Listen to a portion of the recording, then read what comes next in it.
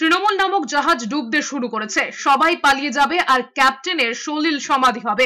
জহর সরকারের পদত্যাগের সিদ্ধান্তের খবরে এভাবেই নাম না করে মুখ্যমন্ত্রীকে কটাক্ষ করেছেন দিলীপ ঘোষ। বিজেপির প্রাক্তন সাংসদ দিলীপ ঘোষ বলেছেন, এই ধরনের ঘটনা আরো ঘটবে। খোঁচা দিয়ে বলেছেন, জাহাজ যখন ডোবে তখন সবাই পালাতে থাকে, খালি ক্যাপ্টেন জাহাজের শেষ পর্যন্ত অপেক্ষা করেন, সলিল সমাধি হয়। এক্ষেত্রে কি হয় তা জানা নেই, তবে ক্যাপ্টেন স্টিয়ারিং ছেড়ে না আসলে রাজ্যটা বেঁচে যাবে বলে কটাক্ষ করেছেন দিলীপ ঘোষ।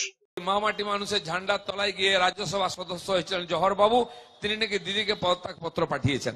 অনেকে চিঠি পাঠিয়েছেন, অনেকে স্টেটমেন্ট দিয়েছেন, ফেসবুক করেছেন, কিন্তু কেউ চিঠি দেননি, পদ ছাড়েননি। পদ না ছেড়ে বিপ্লব করছেন।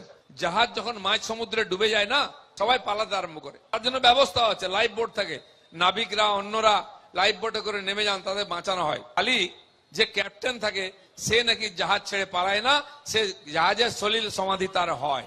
জাহাজের যিনি ক্যাপ্টেন তার কি হবে? তিনি কি জলে ডুববেন না সাঁতার কাটবেন?